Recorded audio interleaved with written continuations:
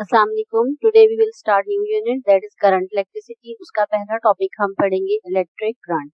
Current electricity deals with the moving charges. इससे पहले हमने जितना भी पढ़े हैं अपने टॉपिक्स इस सारी बुक के अंदर, वो सारे के सारे इलेक्ट्रोस्टैटिक्स से रेलेवेंट थे। Is charges at rest. अभी हमने पढ़ना है आपके पास electric current that is due to the moving charges. आपके पास इलेक्ट्रिक करंट की डिफरेंट रीजंस होते हैं डिफरेंट मटेरियल के अंदर। मीन्स आपके पास सॉल्यूशंस के अंदर जो है वो डिफरेंट चीजें रिस्पॉन्सिबल होंगी फॉर द इलेक्ट्रिक करंट। इसी तरह आपके पास जो है वो, अगर आप इसकी बात करें इलेक्ट्रोलाइट्स की, तो उसमें आयंस जो है वो रिस्पॉन्सिबल होते हैं for the movement of charges. तो इसी तरह डिफरेंट चीजों में डिफरेंट थिंग्स हैं जो रिस्पॉन्सिबल हैं for the movement of the electric current. तो हम सबसे पहले इलेक्ट्रिक करंट को डिफाइन करेंगे, उसका फॉर्मूला देखेंगे और फिर देखेंगे कि डिफरेंट चीजों में किस तरह से इलेक्ट्रिक करंट आपका फ्लो करता है।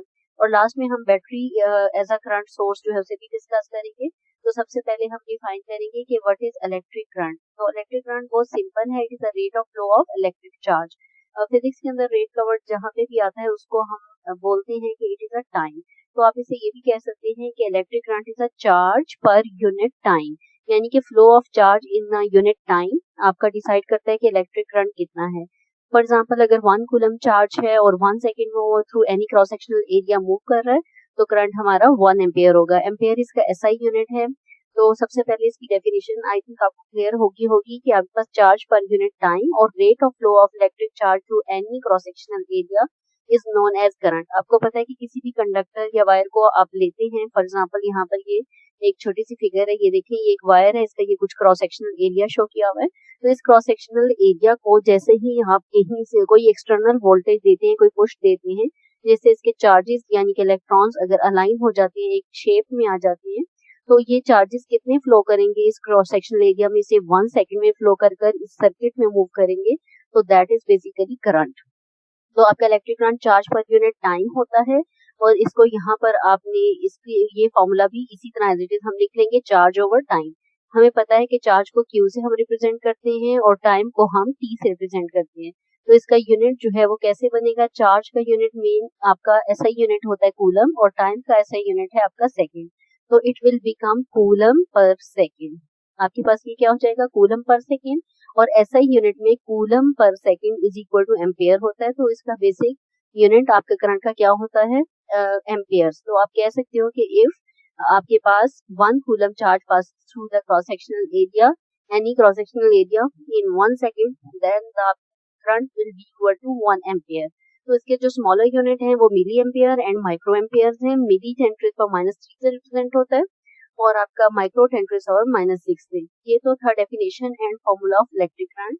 तो बहुत इजी सा है कि आपके पास अगर किसी भी क्रॉस सेक्शनल एरिया से यूनिट टाइम चार्जेस मूव कर रहे हैं तो वो हमारा इलेक्ट्रिक करंट होगा। अब हमें देखना है कि आपके पास न्यूट्रल एटम में किस तरह से इलेक्ट्रिक चार्जेस या इलेक्ट्रिक करंट वर्क करता है।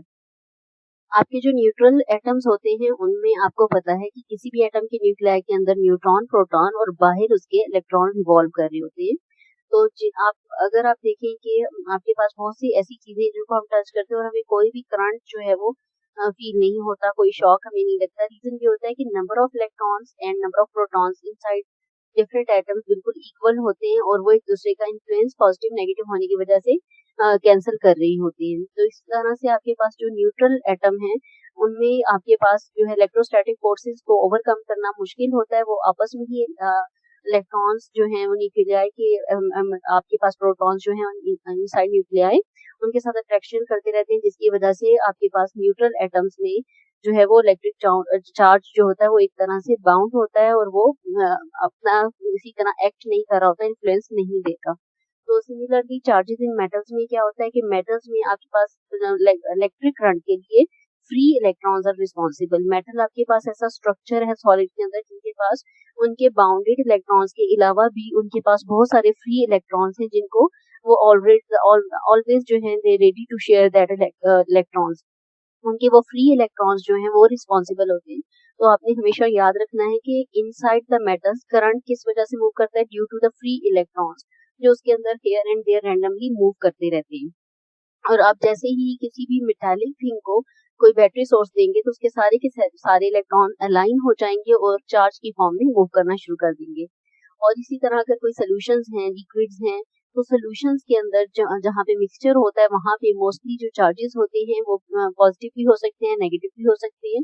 तो पॉजिटिव सोल्यूशंस के अंदर पॉजिटिव नेगेटिव दोनों चार्जेस की वजह से जो है वो करंट आपका तो फ्लो कर सकता है।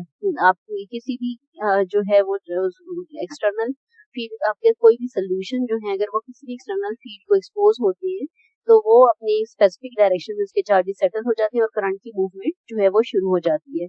इसी तरह इलेक्ट्रोलाइट्स जो होते हैं वो इलेक्ट्रोलिसिस का प्रोसेस, उसमें जब एनोड और कैथोड रॉड्स आप सोल्यूशन के अंदर इंसर्ट करते हैं तो उसे बैटरी सोर्स से कनेक्ट करते हैं, तो आपके एनोड कैथोड जो है उसमें से सोल्यूशन में से जो है वो इलेक्ट्रॉन्स को अलग कर लेते हैं, जिसकी वजह से आयंस की प्रोडक्शन होती है।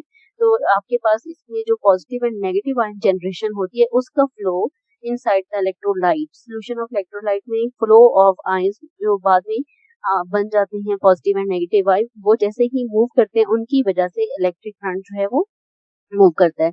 तो ये हमने बस देखना था कि आपके पास आपकी जो न्यूट्रल एटम है उनमें इलेक्ट्रिक करंट या चार्जेस का फ्लो ओवरकम करना इलेक्ट्रोस्टैटिक फोर्सेस को बहुत मुश्किल होता है। मेटल्स के अंदर चार्जेस का जो मूवमेंट है वो ड्यू टू या आप कह सकते हो इलेक्ट्रिक करंट प्रोडक्शन जो मेटल्स के थ्रू होती है वो ड्यू टू फ्री इलेक्ट्रॉन्स होती है।